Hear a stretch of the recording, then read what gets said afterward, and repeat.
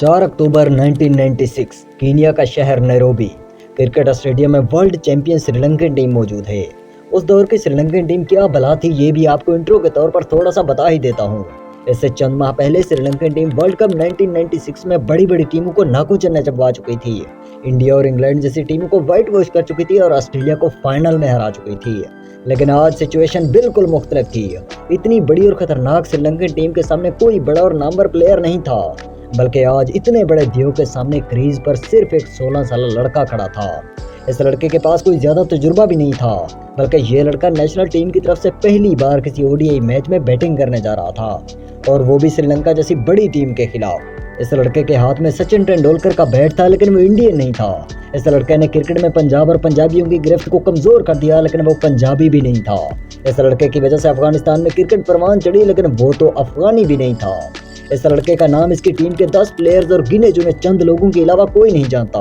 ये लड़का पहली गेंद को रोक देता है और दूसरी गेंद पे छक्का लगा देता है, और फिर तो ये सिलसिला रुकने का नाम नहीं लेता। एक के बाद दूसरा छक्का, और सिर्फ 18 गेंदों पर 50 स्कोर कर देता है। बल्कि इसके बाद तो ये रफ्तार और भी तेज हो जाती है, और सिर्फ 37 गेंदों पर यह लड़का बोर्ड पर सेंचुरी लगा देता है।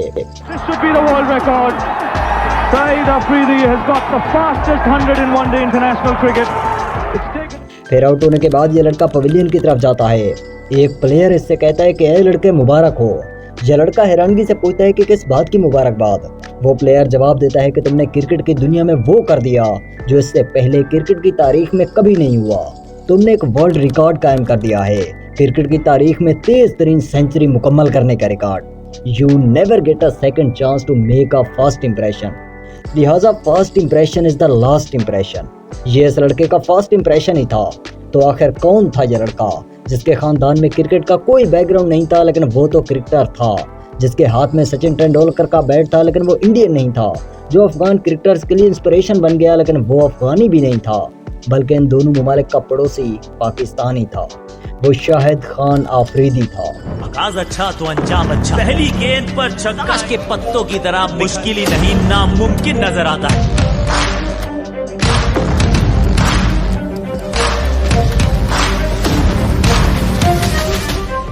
ये है पाकिस्तानी सूबे खैबर पख्तूनख्वा में कबायली इलाकों का एक छोटा सा नक्शा, और ये है इन्हीं कबायली इलाकों में खैबर एजेंसी। इसी खैबर एजेंसी में यहीं कहीं एक खूबसूरत सी वादी है जिसे तीरा वैली कहते हैं, वादी तीरा। और ये है वो जन्नत नज़ीर खूबसूरती की मिसाल, सरसब्ज पहाड़ों में घिरी उस तीरा वैली की तस्वीर।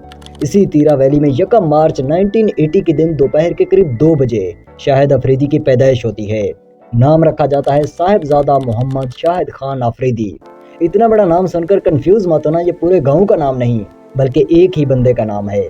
शाहिद अफरीदी की यह तारीख पैदाइश जर्नलिस्ट कैसर सगीर ने अपनी किताब में लिखी है, जबकि कई सोर्सेज के मुताबिक लाला की तारीख पैदाइश 1975 या 1977 है।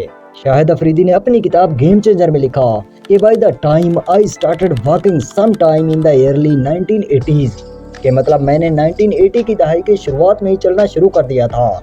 जबकि दूसरी जगह लिखते हैं कि मेरी तारीख पैदाइश 1975 है, और उस दौरे के दौरान मेरी उम्र 19 साल थी, 16 साल नहीं। जबकि यहाँ लाला की बातों में गैप जरूर है, वो ये कि वो अपनी किताब में एक जगह लिखते हैं कि उसने 1980 की दहाई के शुरुआती सालों में ही चलना शुरू किया था, यानी 1981 से 1984 के दरमियान, और दूसरी जगह वो लिखते हैं कि उनकी तारीख पैदाइश 1975 है। तो यहाँ ये सवाल उठता है कि क्या लाला ने 8-9 साल की उम्र में चलना शुरू किया था। लेकिन बहरहाल हम ये फैसला आप पर छोड़ते हैं कि आप किस रेफरेंस को बेटर मानते हैं।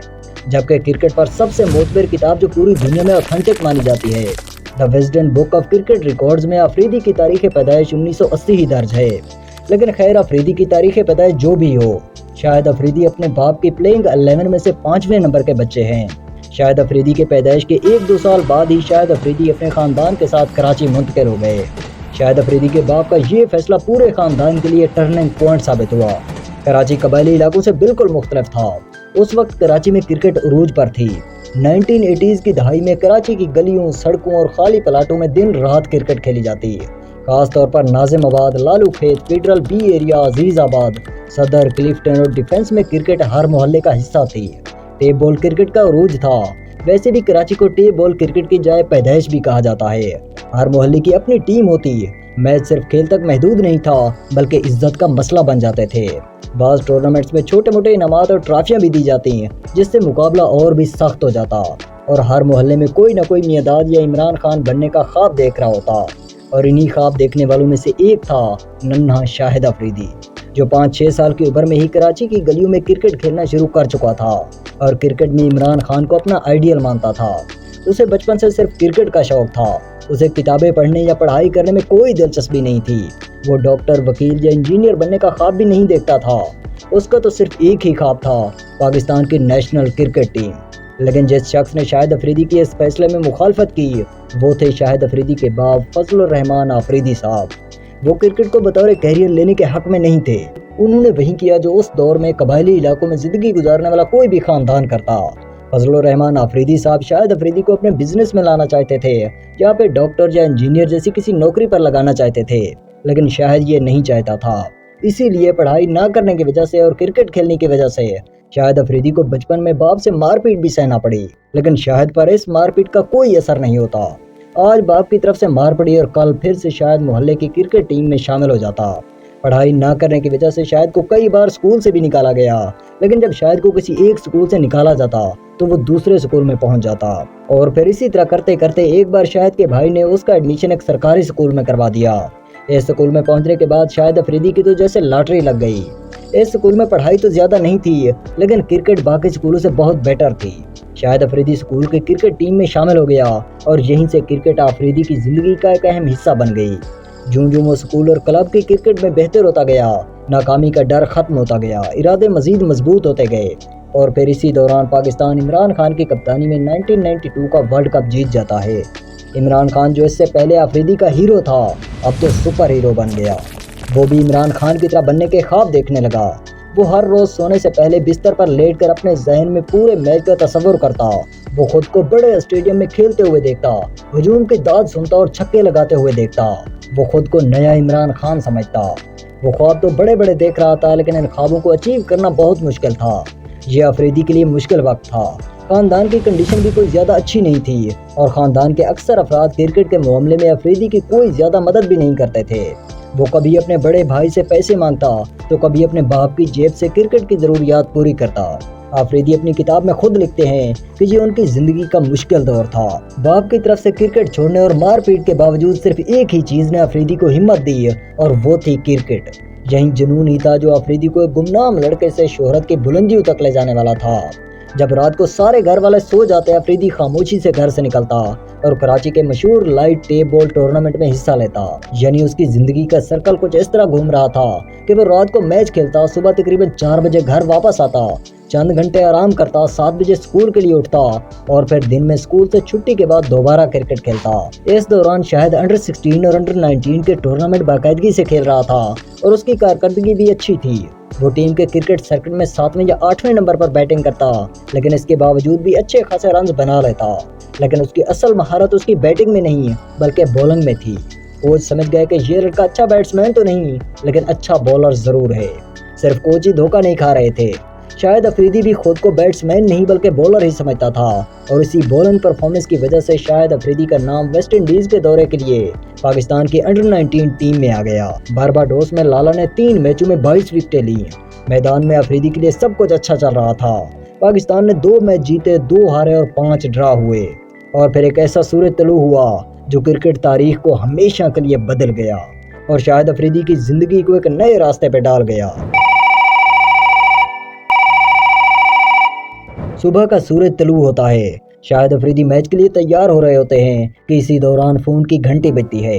अफरीदी कॉल उठाते हैं तो दूसरी तरफ लाइन पर हारून रशीद होते हैं जो उस वक्त पाकिस्तान की इस अंडर 19 टीम के हेड कोच थे। वो शाहिद अफरीदी को अपने कमरे में बुलाते हैं और फोन कट हो जाता है। शाहिद अफरीदी जल्दी में जैसे खड़े थे उसी तरह भागते हुए हारून रशीद के कमरे में पहुंचते हैं। वहां तो एक अलग ही डेवलपमेंट हो रही थी। हारून रशीद शाहिद अफरीदी से कहते हैं कि मुबारक हो, तुम्हें पाकिस्तान की नेशनल क्रिकेट टीम में सिलेक्ट कर लिया गया है। ये अल्फाज सुनने के बाद शाहिद अफरीदी तो जैसे पत्थर के स्टैचू बन गए और उनके मुंह से सिर्फ एक ही लफ्ज निकला, क्या? ये खबर सुनने के बाद शाहिद अफरीदी की क्या फीलिंग्स थी उसी की ज़बानी सुन लेते हैं। तो मुझे ऐसा फील हुआ जैसे किसी ने ज़मीन खींच ली हो मेरे पाँव से। तो मैं यूं ही ब्रश करते करते मैंने, जी हारून भाई शायद यहाँ आपके दिमाग में ये सवाल भी आ रहा होगा कि आखिर वहाँ कीनिया में पाकिस्तानी टीम में ऐसी क्या तब्दीली हुई कि इतनी इमरजेंसी में शाहिद अफरीदी को नेशनल टीम में बुलाया गया। सुबह हुआ ये कि पाकिस्तानी टीम 3 मुल्कों की ओडीआई सीरीज खेलने के लिए कीनिया में मौजूद थी। सीरीज के दौरान पाकिस्तानी टीम के leg spinner Mushtaq Ahmed injured हो गए। अब उनके मुतबादल के तौर पर टीम में एक लेग स्पिनर की जरूरत थी। हम आपको पहले ही बता चुके हैं कि उस वक्त तक शाहिद अफरीदी एक लेग स्पिनर के तौर पर अच्छी शोहरत हासिल कर चुके थे और वेस्ट इंडीज के दौरे के दौरान उनकी बॉलिंग परफॉर्मेंस भी अच्छी रही थी। सो इसी वजह से शाहिद अफरीदी को मुश्ताक अहमद के मुतबादल के तौर पर इमरजेंसी में टीम में बुलाया गया। शाहिद अफरीदी को अभी भी यकीन नहीं हो रहा था कि वो लेजेंडरी प्लेयर वसीम अकरम, वकार यूनुस, इंजमामुल हक, जिन्हें वो बचपन से देख रहा है, जिनकी तरह बनने का ख्वाब देखता है, वो उनके साथ ड्रेसिंग रूम में बैठेगा, उनके साथ स्टेडियम में खेलेगा। ये लाला के ख्वाब की ताबीर थी और फिर लाला के लंबे सफर पर रवाना हो गए पाकिस्तानी टीम को ज्वाइन करने के लिए कीनिया की तरफ। शाहिद अफरीदी कीनिया पहुंचा। वसीम अकरम और वकार यूनुस ने उसे नेट प्रैक्टिस में बॉलिंग कराना शुरू की है ताकि लड़के की बैटिंग को भी चेक किया जाए कि क्या इसमें कोई पोटेंशियल है भी या फिर नहीं। लेकिन शाहिद अफरीदी तो रुकने का नाम नहीं ले रहा था। इन दोनों लेजेंडरी प्लेयर को एक के बाद दूसरी शॉट्स लगाता। वो जितनी तेज बॉलिंग करते शाहिद अफरीदी उतनी जोर से मारता और शाहिद अफरीदी में बैटिंग स्किल्स को जिस शख्स ने सबसे पहले पहचाना वो थे वसीम अकरम। लेकिन वसीम अकरम को किसी फैमिली मैटर की वजह से सीरीज अधूरी छोड़कर पाकिस्तान वापस लौटना पड़ा। उन्होंने कीनिया छोड़ने से पहले टीम सईद अनवर के हवाले की और उसे ये भी कहा कि शाहिद अफरीदी को बैटिंग का मौका दिया जाए क्योंकि लड़के में पोटेंशियल है। लेकिन ये बात जिसके लिए सबसे ज्यादा हैरान कुन और परेशान कुन थी वो थे शाहिद अफरीदी, क्योंकि उसे तो टीम में बतौर बॉलर लाया गया था और शायद कीनिया तो उस वक्त कोई बड़ी टीम नहीं थी, लेकिन श्रीलंका जैसी बड़ी टीम के खिलाफ बैटिंग करने से उसके कैरियर के साथ bye bye tata goodbye गया। शाहिद अफरीदी पहली बार वनडे में उतरा, यानी उसने वनडे में डेब्यू किया कीनिया के खिलाफ। इसमें शाहिद अफरीदी ने बॉलिंग में 1 विकेट हासिल की, लेकिन शाहिद को बैटिंग नहीं दी गई। पाकिस्तान का दूसरा मैच श्रीलंका के खिलाफ था और मैच से 1 दिन पहले शाहिद को ये भी बता दिया गया कि कल तुम श्रीलंका के खिलाफ ओपनिंग करोगे। ये लाला के लिए गैर यकीनी सूरत हाल थी। श्रीलंका की बॉलिंग लाइन में जय सूर्या, मुरलीधरन और धर्म सिन्हा जैसे बड़े बड़े नाम थे। शाहिद अफरीदी कहते हैं कि उस रात में चैन से सो नहीं सका था, लेकिन जैसे ही कुछ पल के लिए नींद आई मैंने ख्वाब में देखा कि मैं श्रीलंकन बॉलर्स की पिटाई कर रहा हूँ, बड़े बड़े नामवर प्लेयर्स को एक के बाद दूसरा छक्का लगा रहा हूँ। इस मैच में सईद अनवर और सलीम इलाही ने इनिंग्स का आगाज किया।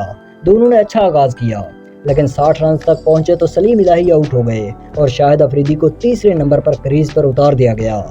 याद है हमने आपको बताया था कि इस इनिंग्स के दौरान शाहिद अफरीदी के हाथ में सचिन तेंदुलकर का बैट था। अब इसके पीछे की कहानी कुछ यूं थी कि सचिन तेंदुलकर ने अपना ये बैट वकार यूनुस को दिया था कि इसी तरह का एक बैट सियालकोट से बनवा कर दें, क्योंकि सियालकोट आपको पता है खेलों की मैन्युफैक्चरिंग दुनिया का हब अगर हम कहें तो गलत नहीं होगा। लेकिन शाहिद अफरीदी के क्रीज पर उतरने से पहले वकार यूनुस ने यही बैट लाला को पकड़ा दिया था। शाहिद अफरीदी अपनी किताब में खुद लिखते हैं कि मैंने पहली बॉल रोकी और दूसरी पर छक्का लगा दिया। इसके बाद क्या हुआ मुझे कुछ याद नहीं। पश्तो में एक कहावत है कि शिकार जितना बड़ा होगा खाना उतना ही लजीज बनेगा, और इस मैदान में लाला ने भी यही किया।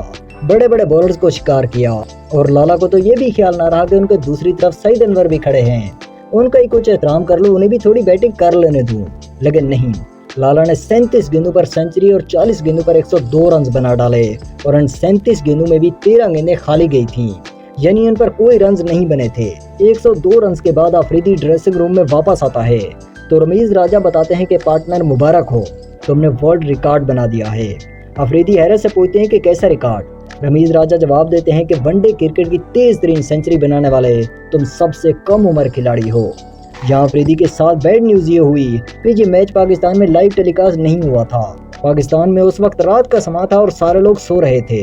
पाकिस्तानियों को तो तब मालूम हुआ जब सुबह होने के बाद न्यूज़पेपर में खबर आई कि पाकिस्तान के एक गुमनाम से लड़के ने वर्ल्ड चैंपियन श्रीलंकन टीम के खिलाफ तेज तरीन सेंचुरी बना डाली है। कराची का जिन्ना इंटरनेशनल एयरपोर्ट, हजारों लोग एयरपोर्ट पर किसी को वेलकम करने के लिए मौजूद हैं, जिनके हाथों में फूल हैं, तबले हैं और जो नाच नाच कर किसी को खुश आमदीद कह रहे हैं। ये सारे लोग सिर्फ एक गुमनाम से उस लड़के को देखना चाहते थे जो श्रीलंका जैसी टीम के खिलाफ तेज तरीन सेंचुरी बना चुका था, यानी साहिबजादा शाहिद खान अफरीदी। अफरीदी जैसे ही सामने आता है जो लोग अफरीदी को कंधों पर उठा लेते हैं और शानदार इस्तकबाल करते हैं। अफरीदी की कहानी अभी जारी है, ये तो सिर्फ फर्स्ट इंप्रेशन था, थोड़ा इंतजार।